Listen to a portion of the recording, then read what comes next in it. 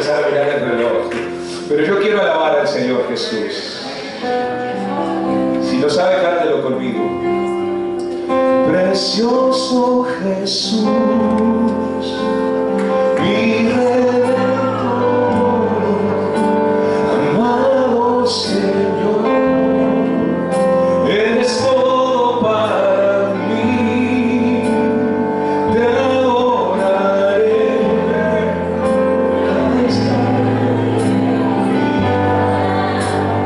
No puedo vivir si no estás junto a mí.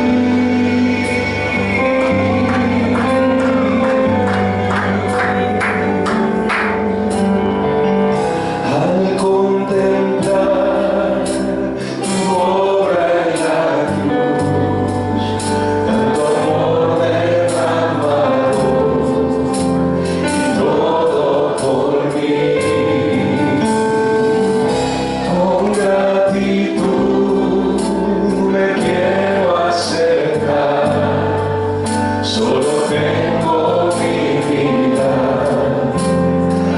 aceptarla. Ayúdame a saber por favor. No sé cómo expresarme ante tu hermosura, rodeado de gloria y poder. Pasa Manuel también. Necesito decirte lo que siento ahora. Me acerco a ti, al santo lugar. Dile conmigo, precioso Jesús, mi Redentor, amado Señor, eres todo para mí, te adoraré.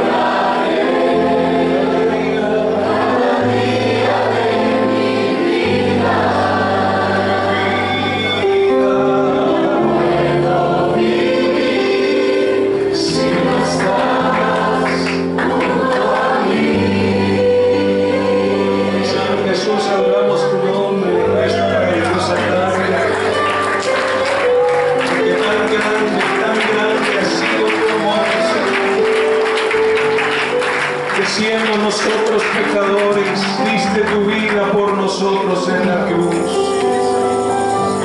Y aunque la paga del pecado es la muerte, Señor, tu dádiva ha sido la vida eterna para nosotros. ¿Cuántos en esta tarde están agradecidos por haber recibido vida de parte de Dios? Su palabra dice que el castigo o el precio de nuestra paz fue pagado por Él en la cruz del Calvario, y que por su llaga hemos sido nosotros curados, hermanos. Nada de lo que hoy estamos disfrutando sería posible de no haber dado Cristo su vida en el Calvario por ti y por mí. Pon tu mano sobre el hombro de alguien y dile: lo hizo por ti y lo hizo por mí.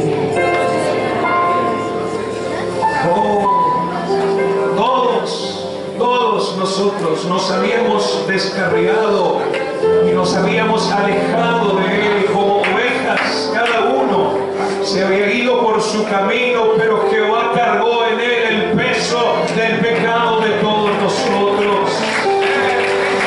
Si hoy le podemos servir, si hoy le podemos sentir, si hoy podemos estar esperando su venida, su regreso, es por esa sangre que Él derramó en la cruz. ¿No le das gracias al Señor? ¿No le alabas? Alábale, hermano, por favor, porque Él es digno, y a Él sea en esta tarde todo el honor y todo el reconocimiento. Lo único que nos queda, aleluya, es ofrecerle nuestra vida al Señor. Amén, amén. La palabra del Señor dice, si pueden buscar el primer libro de Samuel, el capítulo 30.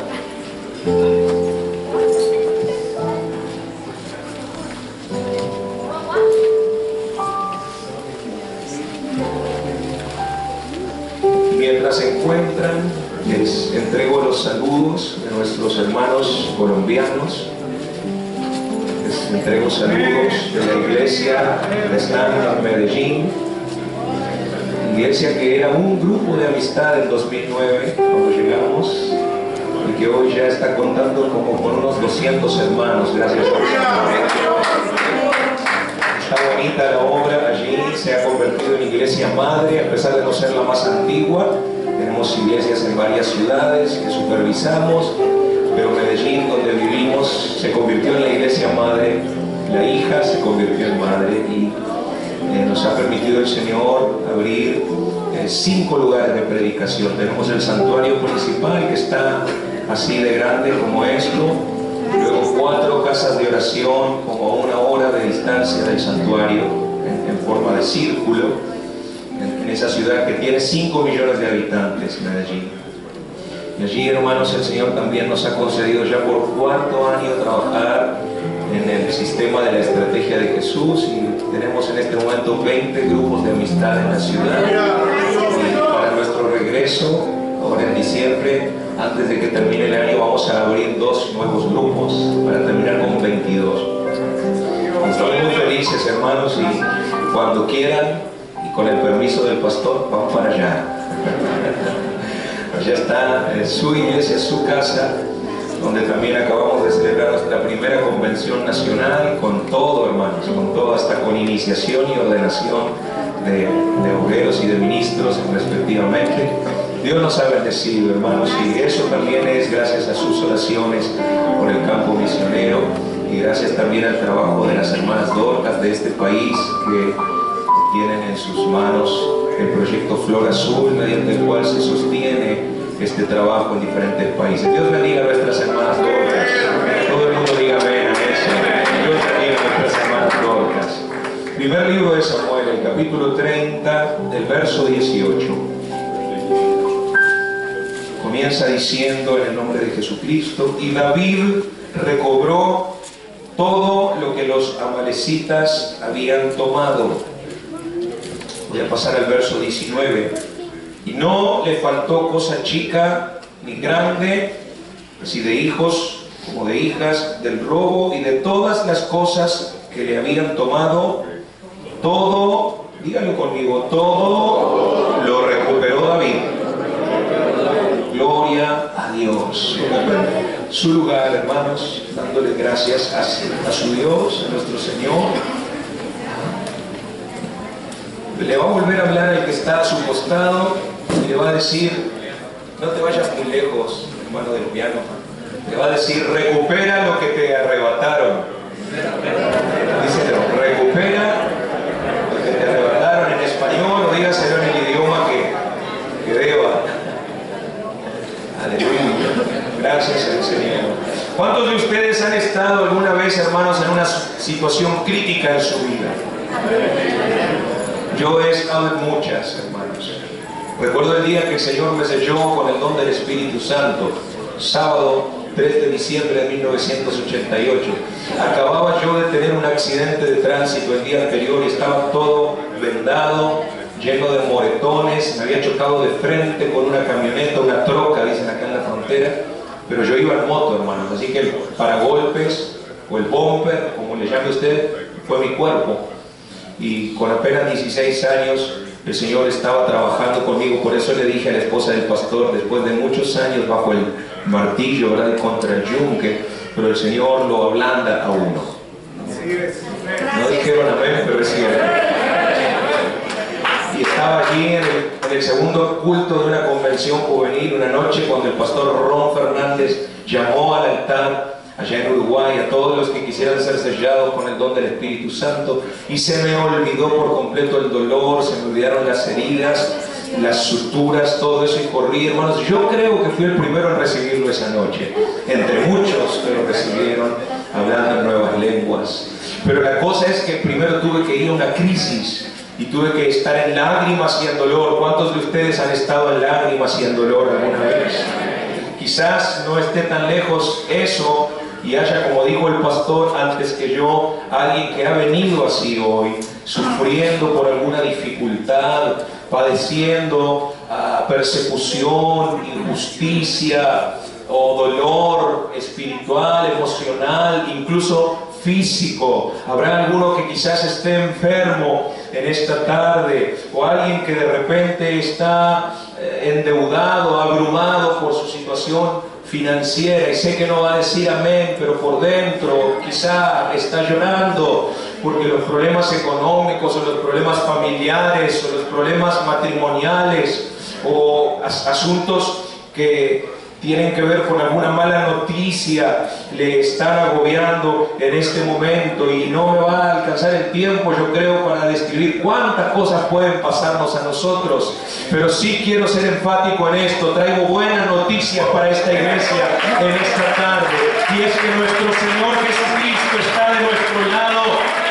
Él ha establecido un negocio hace 2000 años y Él dijo que le era necesario estar en ese negocio, y todavía sigue estando en ese negocio. ¿Cuál? El negocio de fortalecer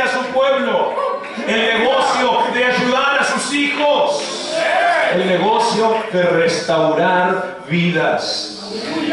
Nuestras vidas no son demasiado diferentes en todas partes, hermanos, porque Pedro lo dice, si no recuerdo mal, se van cumpliendo los mismos padecimientos en nuestros hermanos alrededor del mundo.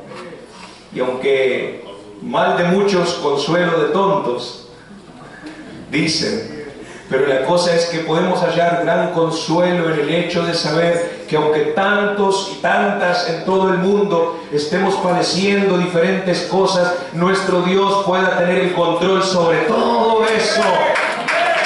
Nada se le escape a Él, porque Él realmente está sobre su trono. Él está velando por nosotros, hermanos, y Él sabe cómo tiene que hacer. Diga conmigo, Él sabe.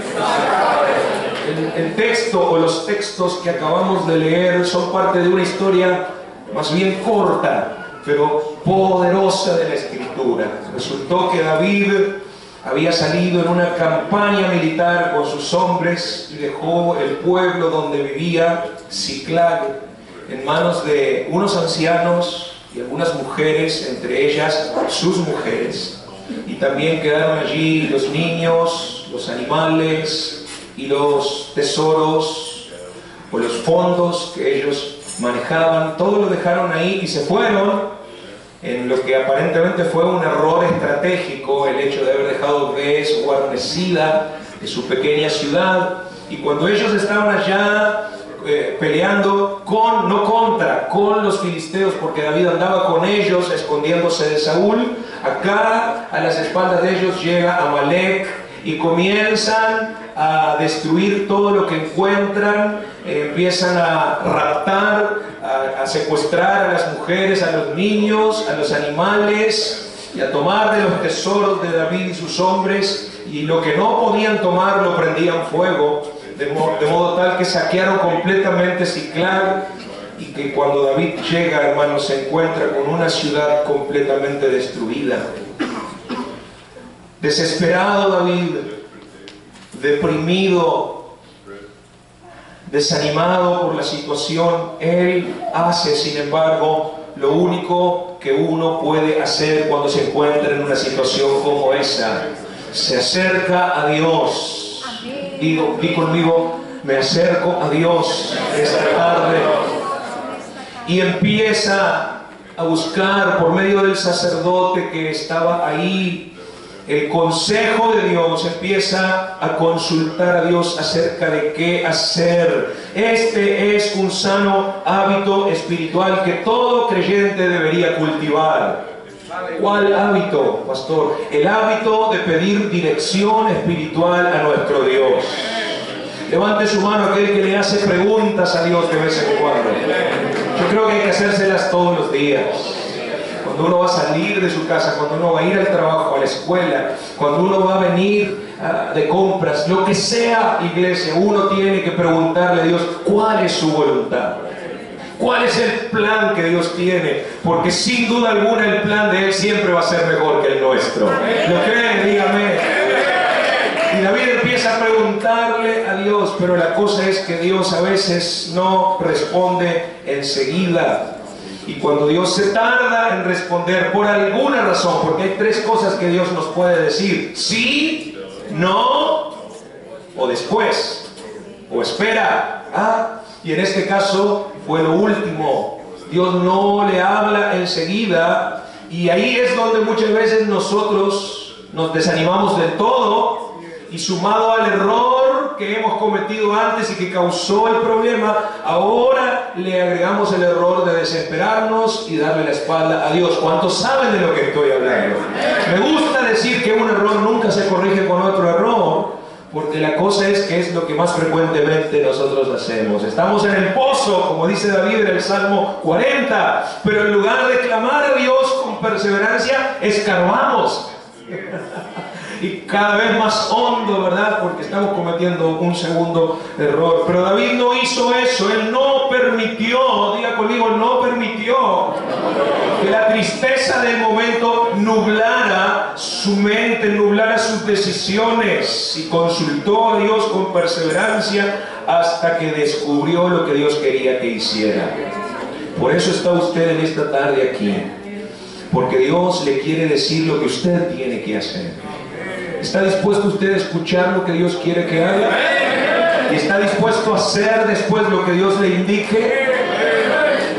Sonó sincero ese amén, pero voy a volver a preguntar: ¿cuántos están dispuestos a ser no solo oidores, sino también hacedores de la palabra en el día de hoy y mañana? Y hasta que Cristo venga, levante su mano si está de acuerdo. Aleluya. Amén. Está bien, hermanos, pero yo tengo que hacer un par de aclaraciones antes de seguir. Y es que cuando nosotros estamos pasando por fracasos, como el que acabamos de mencionar en el primer libro de Samuel, capítulo 30, por lo general no entendemos que es Dios el que está detrás. Por lo general buscamos un culpable más inmediato, un chivo expiatorio. Y pensamos que algo injusto está sucediendo. Nos olvidamos de Romanos, capítulo 8, que dice, ¿verdad?, que todas las cosas que suceden, hermanos, aquellos que aman a Dios son para su bien. Todas esas cosas nos ayudan a bien cuando estamos dentro del propósito con que hemos sido llamados. Y empezamos a desesperarnos y empezamos a incluso a veces perder nuestra fe en Dios.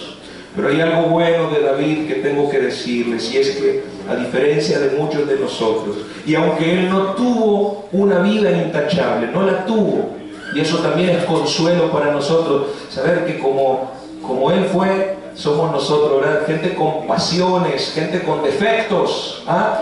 Pero él tenía una virtud, y era que él podía entender el idioma de Dios. ¿Cuántos saben de qué estoy hablando?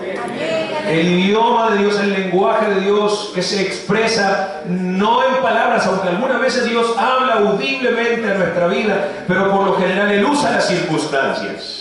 Y Él usa el fracaso, en especial manera el quebrantamiento, la dificultad, para hacernos entender algo que de otro modo no seríamos capaces de entender. Cuando estamos en prosperidad, cuando todo está saliendo, decimos en Uruguay, a pedir de boca, ¿verdad? Idealmente es difícil que le prestemos atención a Dios, porque estamos muy embelesados, muy distraídos con la bendición. Pero cuando experimentamos sequía, como Elías junto al arroyo, cuando experimentamos hambre, como Israel en Egipto, entonces dice que clamamos a Dios, y ahora el corazón se abre. Suena bien, pero no es tan fácil de entender en ese momento.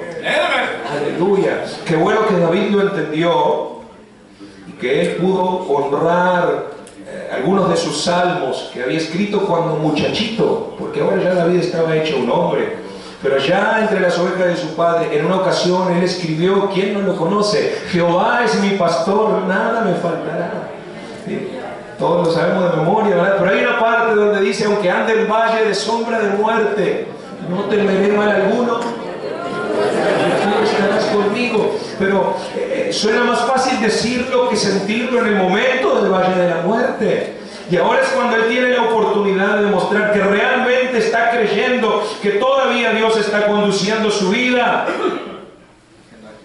Y tiene él que también seguramente reconocer algunos errores. Los que están jóvenes y solteros aquí, por favor mírenme, no sé si me están entendiendo.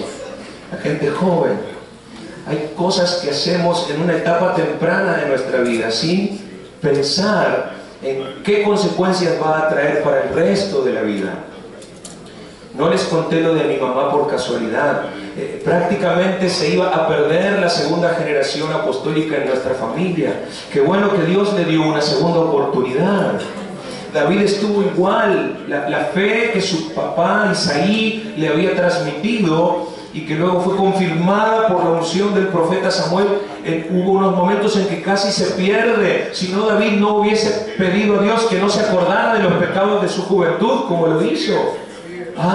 Y entre esos pecados estuvo el hecho de haberse asociado con incrédulos, con paganos, con profanos como los filisteos. Está bien que él estaba siendo perseguido por Saúl y que él tenía que necesariamente esconderse en cuevas para salvar su vida, pero no estuvo bien el hecho de que él recurriera a los filisteos para que lo ayudaran, porque los filisteos aborrecían a Israel.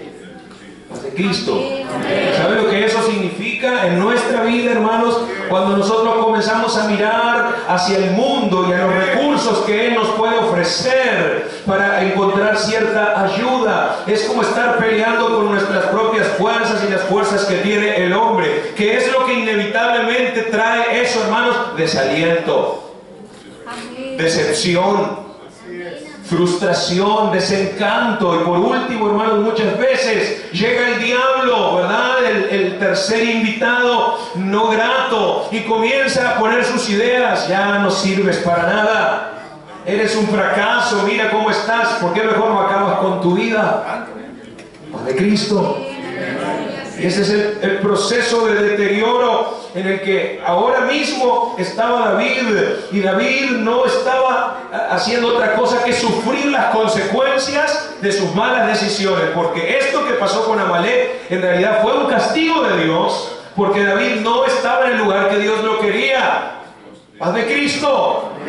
David debería haber estado por allá encerrado, orando y esperando su tiempo de subir al trono, pero en lugar de eso se asoció con los enemigos del pueblo de Israel. Y ahora llega el costo de esa factura. Qué bueno que Él se humilló. Necesitamos humillarnos ante el Señor en esta tarde.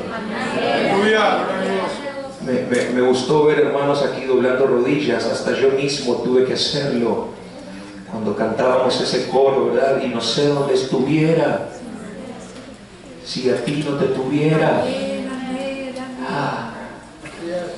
Y qué bueno es poder doblar las rodillas en gratitud, en quebrantamiento, sin que medie un problema que nos obligue a estar de rodillas. Qué bueno cuando lo hacemos espontáneamente. ¿Sabe? La Biblia dice que toda rodilla se doblará. No importa cómo tenga que pasar, pero el Señor va a hacer que toda rodilla se doble. De los que están en el cielo, de los que estamos en la tierra y de los que están debajo de la tierra. La pregunta no es si va a suceder, la pregunta es cómo y cuándo. Pero es mejor hacerlo ahora, ¿cierto? Y no esperar la gran tribulación ni el juicio de las naciones. Es mejor hacerlo el domingo y el lunes en la casa y en todo el lugar. Luego reconocer que nuestra vida está en las manos de Dios. Y que si algo no tan bueno o definitivamente malo está sucediendo, Él lo ha permitido. Y como Él nos metió en ese valle, de ese valle Él nos va a sacar también. Digo amigo, Él me va a sacar también. Aleluya. Gloria al Señor. ¿Cuántos alaban el nombre del Señor? El problema no es el problema, sino lo que hacemos con él. Aleluya. El problema que Dios permite no es para derribarte, es para ponerte sobre tus rodillas. Y como dice un amigo mío, nunca estás tan alto como cuando estás arrodillado. Y como hemos dicho, ¿verdad? La iglesia así avanza de rodillas. Y ahora está David ahí quebrantado en la presencia de Dios. 1 hora, 2 horas, 3 horas de rodillas, o quizás incluso acostado. Y esto para los que a veces queremos mirar el reloj en el culto, o en el ayuno, o en la vigilia, y no hallamos ya cómo acomodarnos porque nos queremos ir para la casa y acostarnos o sentarnos a comer, y estamos apurados, sobre todo en esta época, tengo que decirlo, de tanta inmediatez y de tanta instantaneidad de las cosas. Aleluya. No recordamos, hermanos, lo que cuando mi mamá tenía 13 años me contó que pasaba, que el culto se sabía cuándo empezaba, mas no cuando terminaba. Y a veces 3, 4 sermones y 5 o 6 llamados al altar no eran suficientes para convencer a los hermanos de que se fueran para su casa. Y el culto que había empezado a las 7 p.m. muchas veces eran la 1 a.m. y todavía seguía. Aleluya. Y así estaba David en un avivamiento ahora. Yo creo que ya hasta se le había olvidado el problema, porque ahora él estaba sintiendo la presencia de Dios. Tal vez no como nosotros que la recibimos hablando en nuevas lenguas, pero sí la estaba sintiendo. Ahora hagámonos algunas preguntas. ¿Cómo reaccionamos nosotros ante el problema? ¿Cómo respondemos nosotros ante las situaciones de críticas que otros nos hacen, de injusticias que otros nos cometen? ¿Qué hacemos? ¿Cómo estamos hablando? ¿Qué lenguaje es el que ocupamos cuando llega la dificultad, la pérdida? Cuando viene el dolor, cuando viene el desaliento. ¿Seguimos siendo tan cristianos como el domingo 11:30 AM? No pudiste decir amén, por lo menos di un ouch. O algo, di algo. Aleluya. Estamos aprovechando esa situación para que nuestra fe y nuestra confianza en Dios aumenten. Estamos buscando eso como una oportunidad, porque el fracaso es una oportunidad para acercarnos más a Dios. Dile al que está a tu lado, acércate más a Jesús. O nos entregamos a la autocompasión, que no es otra cosa que egoísmo y orgullo. Es un síntoma de orgullo la autocompasión. Y pobrecito yo, ouch, dijo alguien. Y nos empezamos a autoconmiserar, a autolamentar de nuestra situación. Aleluya, me inventé un nombre para esa enfermedad: ombliguismo. Aleluya. Y esa es la realidad, que en lugar de poner los ojos en Jesús, como dice Hebreos, los ponemos en el ombligo. Y no estoy lejos de la palabra, porque Pablo habló que en estos días muchos iban a tener como Dios su vientre, que no se refiere literalmente al vientre, sino a su necesidad, a su problema, y de todo eso se vuelve un ídolo, el centro de su vida, y todo lo mide por ahí. Tanto tengo en la billetera, tanto grande es mi Dios. Es decir, que si no tengo nada, Dios no existe para mí. Y puedo medir de esa manera a Dios, pero realmente Dios no depende de cómo yo me sienta y de cuánto yo tenga o disfrute. Mi Dios sigue siendo grande, aún en el fracaso. Es más grande incluso cuando yo estoy en ese momento difícil, porque Pablo lo dice: el poder de Él se perfecciona en mi debilidad. Oh, aleluya, yo me estoy sintiendo bien aquí. Aleluya, a alguien le está hablando el Señor, porque a mí sí. Déjame decirte, hermano, amigo, no estás solo en realidad. ¿Quién te ha dicho que Dios se ha olvidado de ti? No, Él está ahí. Una vieja lección del colegio bíblico decía: Él está más cercano que tu propia respiración. Él está más cerca aún que tu mismo espíritu, de tu alma. Ahí está el Señor, llenándolo todo, comprendiéndolo todo, porque ¿saben qué, hermanos? Nadie nos comprende como Él lo hace. ¿Usted no cree que Dios sabía exactamente cómo se sentía David? Por supuesto que sí. Es como el papá o la mamá cuando encuentran el florero quebrado, algo, ¿verdad?, roto el vaso. Ya saben quién fue. Hay un solo niño en la casa, supongamos, ¿verdad? Y por más que él intenta disimular, y viene la mamá o viene el papá y le dice: mi hijo, ¿quién rompió esto? Y ella sabe, ¿verdad? Pero el niño, pues no sé. ¿Verdad? Y así es nuestro Dios con nosotros. Ya sabe, hermanos, antes que esté la palabra en nuestra boca, dice el Salmo. La conoce toda, pero espera que se lo digamos. Por eso es importante la oración y la confesión y derramar el corazón en la presencia de Jesús, especialmente cuando estamos tristes. Mira, hermano, aleluya, la Biblia no dice que es pecado estar triste, pero es pecado no orar cuando estamos tristes. Por eso dice: el que está alegre, cante alabanza, pero el que está triste, haga oración. Aleluya. Y David estaba haciendo eso, a pesar de que su familia lo había dejado, sus padres, sus hermanos.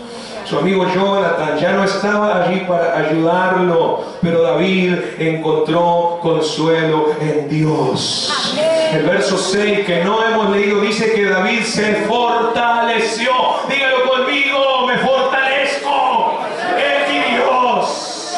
Aleluya. Y aunque la fuego estaba de noche, pero en su corazón allí frente a Dios y con un efod de lino se había puesto el efod, su corazón comenzó a alumbrar. La luz de la presencia de Dios empezó a salir para él. Llega un punto, no sé, a la 1 de la mañana, a las 3, no sé, pero alguna hora de esas, Dios le habla. Y saben, hermanos, muchas veces Dios no necesita decir tanto. Uno tiene que ocupar muchas palabras. El Señor es muy concreto. Apenas unas 10, 12 palabras. Le dice, síguelos. Se refiere a los amalecitas que habían huido con todo. Le dice Dios a David, síguelos, porque ciertamente los alcanzarás. Y de cierto librarás a los cautivos. Yo tomo esa palabra para mí en este día. Aleluya. El Señor nos ha dado de su Espíritu, iglesia. Y nos ha enviado a una misión. Y tenemos la misión de rescatar lo que se perdió. Dígame el que lo crea. En el momento en que ni uno sabe dónde está muy bien parado, David así se sentía, pero ahora Dios lo está comisionando a que vaya y le está diciendo, mira David, las cosas van a cambiar, no te desesperes. Yo te estoy trayendo esperanza en este momento. Amén. Tal vez tus ojos ven un futuro sombrío. Te encontraste viudo de repente, te encontraste sin hijos, sin nada, pero yo te voy a ayudar y yo te voy a dar la victoria. Aleluya. Yo voy a cambiar esa visión pesimista que ahora tienes y voy a poner una visión de fe en tu vida. Reciba eso, hermano, en el nombre de Jesús. David lo creyó, nosotros también lo tenemos que creer, porque como uno cree, así que será hecho. La Biblia dice que David cesó de llorar y cesó de lamentarse y se puso en pie, reunió a sus hombres que ya estaban buscando piedras para matarlo porque estaban culpándolo a él. Estaban haciendo lo que muchas veces nosotros hacemos, ¿verdad? Buscando el chivo expiatorio. Pero David los llama y dice, Dios me habló y me dijo que persigamos a esos amalecitas y que vamos a recuperar todo lo que ellos les llevaron. Y dicho y hecho salen detrás de ellos. Para hacer la historia larga, corta, hermanos, se encuentran un esclavo que habían dejado abandonado por ahí. Los de Amalek le preguntan qué sabía, le digo, miren, yo sé todo, yo los puedo llevar a donde ellos están. Parece que estaba enojado porque lo habían abandonado, así que se quería vengar. Y David aprovecha eso, porque era bien astuto, ¿verdad, David? Era bien inteligente, hermanos. Y así debe de ser el cristiano, tiene que ser paloma, pero también tiene que ser serpiente. Y no desaprovechar oportunidad alguna que Dios le dé. Porque fue Dios el que puso ese esclavo ahí. Y llegan al campamento de los amalecitas, y a qué no sabe qué. Dice que se habían emborrachado todos y estaban celebrando con música, ahí medios inconscientes ya algunos, y este ejército de 400 hombres, David aprovecha eso para tomar aquello que les habían robado. Dice que los que pudieron escapar huyendo por los montes fueron alcanzados después. Y todo, hermanos, lo que Amalek les había quitado fue recuperado. Pero no se emocione todavía, hermano. Más que eso, esta gente había estado también asaltando otras ciudades y ahí traían un tesoro, yo creo, como 10 veces más grande que el que le habían robado a David. También ese tesoro lo agarró David. Aleluya, Dios le multiplicó la bendición. Padre Cristo. Está el hermano del piano, por favor. Déjeme decirle algo, hermano, en el nombre de Jesús. Hoy también nosotros estamos peleando nuestras batallas, ¿sí o no? Esto es serio. Dijo el hermano antes, no se trata de una religión, esto realmente es una guerra espiritual. Ahora mismo aquí sobre nuestras cabezas hay una guerra espiritual desatada. Hay un enemigo de nuestras almas, hay espíritus de maldad que imperan en las tinieblas, ¿verdad? Que se mueven en los aires y que tratan por todos los medios de distanciarte de Dios, de privarte de las bendiciones que Él tiene para ti. Por eso es tan fácil a veces que alguien que ya está bautizado, que ya es miembro de la iglesia, mire otra vez al mundo y se vaya. Continuamente el pastor, los ministros, los líderes de grupo de amistad, los hermanos que oran en la iglesia, están batallando para que Amalek no se lleve lo que no le pertenece. Y usted y yo debemos involucrarnos activamente en esa guerra. Usted y yo no debemos dar absolutamente un alma por perdida. Estoy hablando de cosas importantes. La estrategia de Jesús es esa. Aleluya. Ninguno se pierde. Por eso hasta se canta, ¿verdad? Que no se pierda ni uno, que tengan salvación. Que el Señor no miró que todavía tengo 99, así que me voy a quedar aquí cómodo, calentito. Dijo, me falta una, tengo que irla a buscar. Y así mismo salió, y hasta que no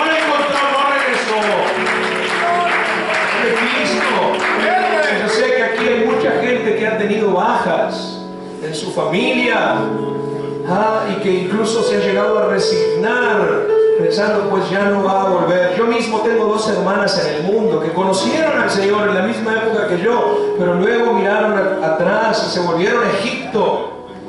Por ahí andan todavía, pero estoy orando por ellas. Y ¿sabe qué? Yo sé que el Señor va a hacer algo. Dígalo usted también, yo sé que el Señor va a hacer algo. Y a lo mejor no es una pérdida humana, pero sí es algo que falta en el hogar. A lo mejor es ese gozo que antes hubo cuando recién conocimos al Señor, lo que Apocalipsis llama el primer amor.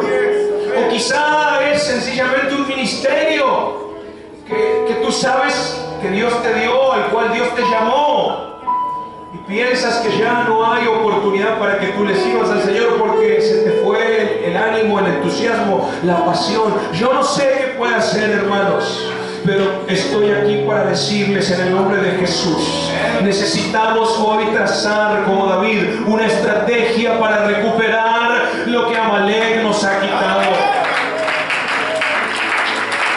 Sí se puede. Sí podemos ir tras aquello que perdimos y recuperarlo en el poderoso nombre de Jesús. Ya ustedes se han dado cuenta que Amalek y los amalecitas representan a Satanás y a los demonios, y que a medida que la venida del Señor se acerca, alguien diga: la venida del Señor se acerca, ellos incrementan su nivel de actividad y nosotros experimentamos un mayor sentido de urgencia de hacer lo que tenemos que hacer. Este no es tiempo de perder horas en Facebook o de pasarse de centro comercial en centro comercial. Este es tiempo de orar y de ayunar. Este es tiempo de salir a evangelizar. Es tiempo de asistir al colegio bíblico y, como vuestro pastor, sentarse a estudiar, no importa los años que se tenga, con todo respeto.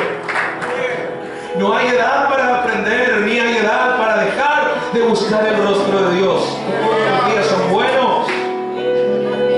Satanás sabe que le queda poco tiempo y por eso se está apresurando. La pregunta es: ¿qué estamos haciendo nosotros?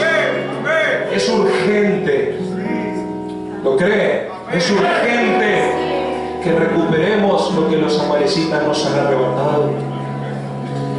Tiempos de gran ansiedad, tiempos de temor generalizado como el que está viniendo también sobre Estados Unidos, y que por el ébola, que por la crisis financiera, que X situación, hermanos, y en un tiempo en que la gente anda buscando de aquí para allá ayuda donde no la hay. Nuestro Señor Jesucristo nos ha dicho: yo estoy contigo.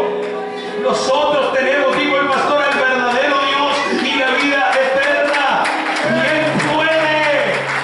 Iglesia, dijo amigo, Él puede ayudarnos y puede darnos fuerzas para que continuemos siendo todo lo que Él ha querido que seamos, principalmente testigos de su poder y de su resurrección. Y como Él resucitó, nosotros también vamos a resucitar. Que dice Él en su palabra: he aquí yo hago nuevas todas las cosas. En otras palabras, yo restauro todo. Yo puedo devolverte el esplendor original. Yo puedo devolverte la relación que has perdido conmigo. Yo puedo reavivar tu espíritu. Yo puedo regresarte esa unción. Yo puedo volverte a llenar de mi espíritu. Dice el Señor. Ponte de pie si lo crees. Porque el Hijo del Hombre vino a buscar y a salvar lo que se había perdido. ¿Qué has perdido tú? ¿O a quién has perdido tú?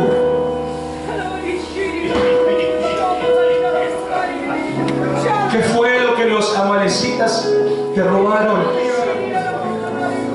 Lo que el enemigo te arrebató, que Dios antes te había dado y lo perdiste. Quizás llegaste a este servicio pensando: ya no hay nada que hacer. Me voy a entregar a la desesperación, voy a permitir que las piedras me caigan encima. ¿O piensas que puedes perseguir a tu enemigo hasta alcanzarlo? ¿Quién piensa así esta tarde? Levante sus dos manos al cielo y diga: yo me voy a unir a esta estrategia. La estrategia de perseguir hasta alcanzar a Amalek y recuperar todo lo que él me arrebató. El gozo de mi salvación, la pasión en mi vida, el deseo de servir, el deseo de orar, de ayunar, de estudiar la Biblia, de servir en la iglesia, de diezmar, de apoyar el campo misionero nacional e internacional, de ser una bendición para los míos. Esas manos levantadas significan que estás recibiendo la palabra.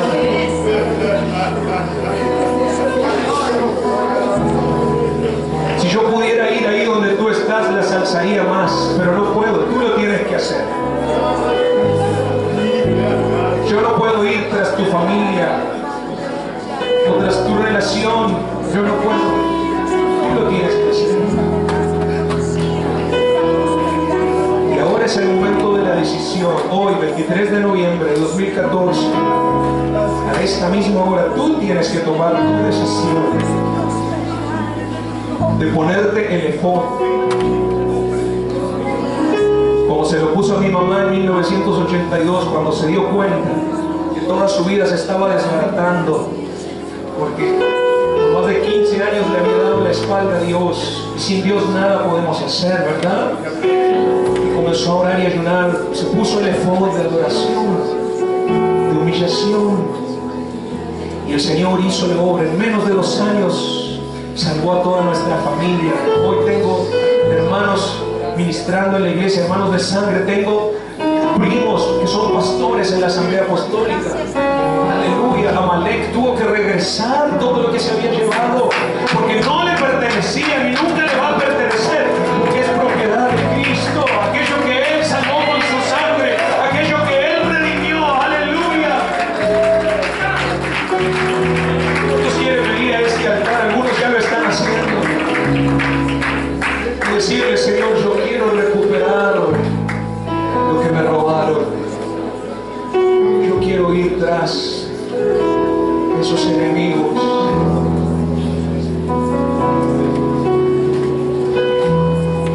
Y que no solo me regresen todo lo que se llevaron, sino que ahora me lo entreguen multiplicado por Dios.